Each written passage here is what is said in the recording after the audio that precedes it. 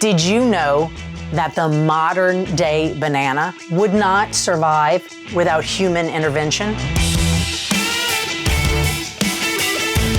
We're gonna talk about all that and more when we talk about bananas.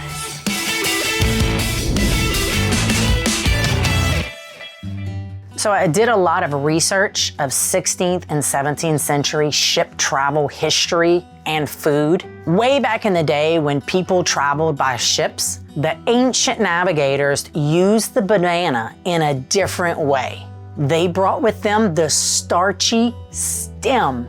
It's edible and it can keep for long periods of time. Cutting this stem, you could store it for several months and it not lose the capacity to develop into normal plants if they were later planted. Man, that is perseverance. Bananas are one of the highest yielding crops. They are harvested throughout the year and actually grow upward. They're great for third world countries or countries that struggle with food shortages because bananas grow all year and they don't take nutrients from the soil. So a lot of countries will plant bananas in between other plantings. Bananas, way back in the day before we got involved, they contained a large amount of seeds with a little amount of pulp. You know, the squishy sweetness. Domestications to a more edible fruit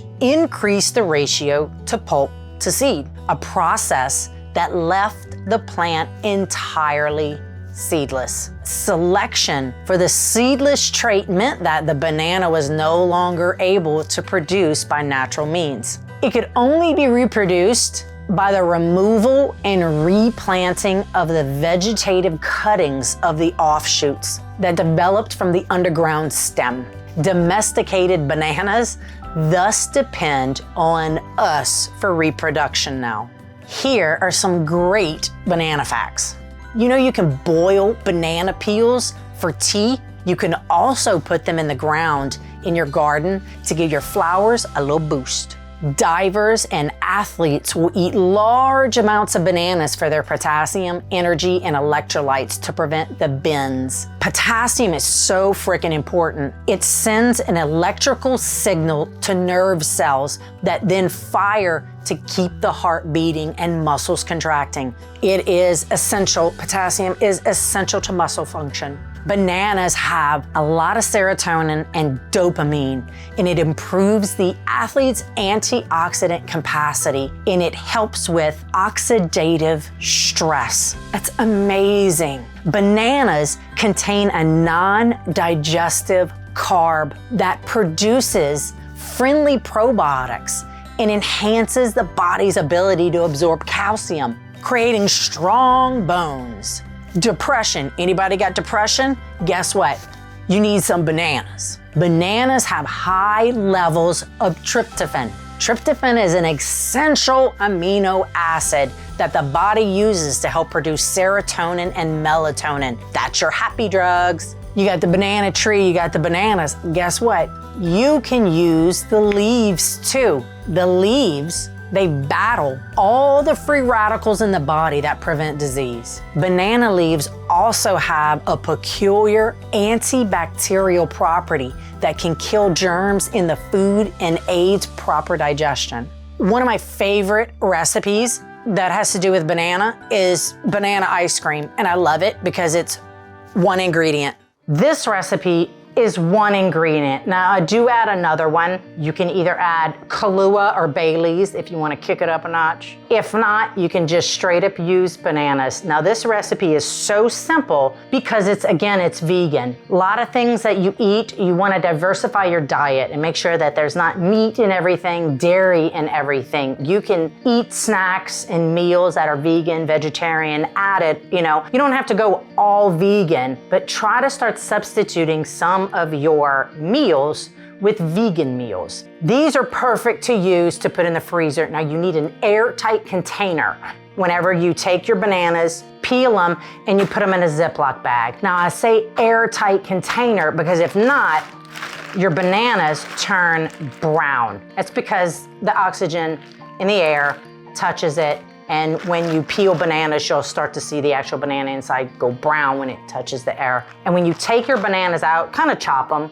stick it in your food processor. Mine, I added chocolate. I'm obsessed with chocolate, especially if you're hungover. Chocolate works wonders. You stick it in the freezer. They're probably gonna freeze for maybe 2 to 4 hours. So I would say you wanted to do it overnight. I put my bananas in and the next day I'll do something with it. So you wanna make sure that they're frozen.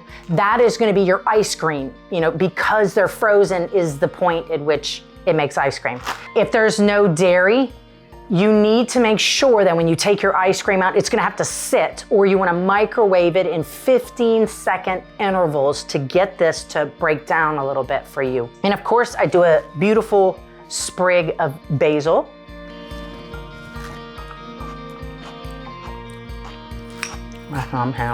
Bananas earned a really bad reputation for causing nothing but trouble on boarded wooden cargo ships. Let's take a look at some of the hazardous, inconvenient, or even innocent things bananas did that gave them a bad name.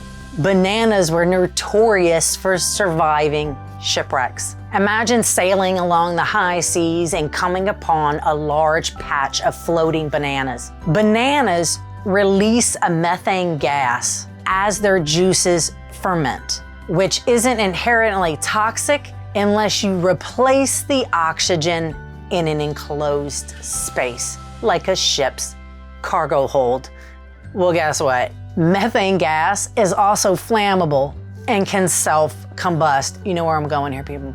Various legend blames bananas for fires, explosions, gas poisonings. While they might be more fictitious than fact, they're all serious disasters, and no responsible captain would want to risk it.